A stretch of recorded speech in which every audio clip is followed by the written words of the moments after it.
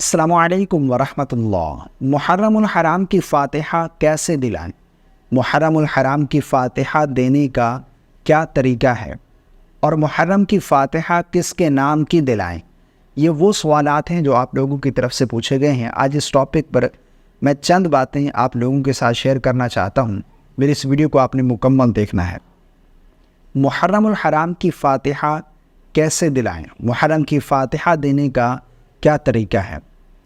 بعض لوگ سمجھتے ہیں کہ فاتحہ دینے کا طریقہ یہ ہے کہ سامنے کھانا رکھا ہو، کھانے پینے کی اشیاء ہوں، اور اس کے بعد پھر آپ نے 3 مرتبہ سورہ اخلاص پڑھنی ہے، پھر سورہ ناس پڑھنی ہے، سورہ فلق پڑھنی ہے، سورہ فاتحہ پڑھنی ہے، سورہ بقرہ کی پہلی آیات پڑھنی ہے، اور پھر کچھ مخصوص آیات پڑھنی ہے، اس کے بعد دعا کر رہے ہیں۔ یہ فاتحہ کا طریقہ ہے۔ اس طریقے سے فاتحہ ہوگی تو ہی فاتحہ ہوگی، ورنہ نہیں۔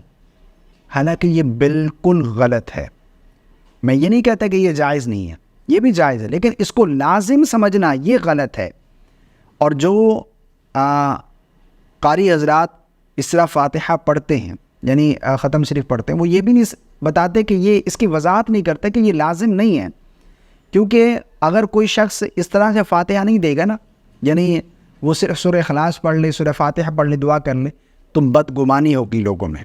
لوگ بدگمانی کرتے ہیں کہ یار یہ تو فاتحہ ہی نہیں ہے، یہ تو طریقہ نہیں، ہم نے تو سنا تھا اس طریقے سے فاتحہ ہوتی ہے، وہ تو اس طریقے سے کرتے ہیں، یہ کیسے فاتحہ ہوگی؟ ایسا بالکل نہیں ہے۔ کوئی فاتحہ کا خاص طریقہ نہیں ہے۔ مقصد ایصال ثواب کرنا ہے، ٹھیک ہے نا؟ آپ فاتحہ پڑھ کر ایصال ثواب کر دیں، سورہ اخلاص 3 مرتبہ پڑھ لیں، یہ پورے قرآن پاک پڑھنے کے برابر ثواب ہے، اس کا حدیث سے ثابت ہے۔ 3 مرتبہ سورہ اخلاص پڑھ لی آپ نے، اس کا ثواب ایصال کر دیں، ٹھیک ہے نا؟ اگر کچھ کھانا بنایا ہے تو اس کا ثواب بھی ایصال کر سکتے، کسی کو کھانا کھلانا، یعنی مقصد ایصال ثواب کرنا ہے، ٹھیک ہے نا؟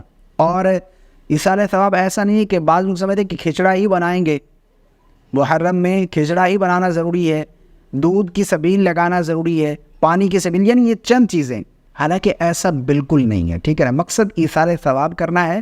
آپ کوئی بھی چیز صدقہ کر دیں، مثلا کسی بھوکے کو کھانا کھلا دیں آپ نے، یہ صدقہ ہے، اس کا ثواب جو آپ ایصال کر دیں۔ اسی طرح کسی پیاسے کو پانی پلانا، کسی ضرورت مند کی ضرورت کو پورا کرنا، یہ سب سے افضل صدقہ ہے۔ اور جو آپ نے عمل کیا ہے اس پر جو آپ کو ثواب ملا ہے، آپ یہ نیت کر لیں کہ اے اللہ، جو تو نے مجھے ثواب عطا فرمایا، میں فلاں کو ایصال کرتا ہوں، یہ ایصال ثواب کا طریقہ ہے، ٹھیک ہے نا؟ باقی کوئی خاص طریقہ نہیں ہے کہ محرم میں اس طریقے سے فاتحہ ہوگی، اس طریقے سے ایصال ثواب کیا جائے گا، ایسا بالکل نہیں ہے، ٹھیک ہے نا؟ اور ایصال ثواب فاتحہ کس کے نام سے ہونی چاہیے، ایصال ثواب کس کو کرنا ہے؟ ظاہری بات ہے اپنے مرحومین کو بھی کریں، اور خاص طور پر جو شہدائے کربلا ہیں، حضور علیہ الصلوۃ والسلام کے اہل بیت اطہار اور حضرت امام حسین رضی اللہ تعالی عنہ کی شہادت ہوئی، شہدائے کربلا کو ایصال ثواب کرنا ہے، ٹھیک ہے نا؟ یہ جو فاتحہ ہے، یہ جو نیاز کی جاتی ہے، یہ ان کی ایصال ثواب کے لیے انتظام کیا جاتا ہے سارا، ٹھیک ہے نا؟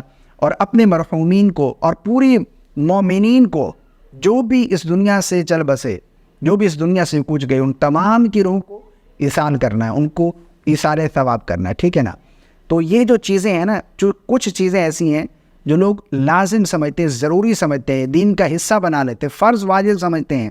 جس طرح میں نے فاتحہ کا بتایا نا، اگر کوئی 3 مرتبہ سورہ اخلاص پڑھ کر اور جو ہے وہ سورہ فاتحہ پڑھ لے اور دعا کر لے، تو کہیں نہیں، یہ تو فاتحہ نہیں ہوئی، یہ تو بھائی بندہ خراب ہے، غلط قسم کے پھر اس کے بارے میں کامنٹ کریں گے۔ یہ تصور جو ہے یہ بالکل غلط ہے، ایسا بالکل نہیں ہے۔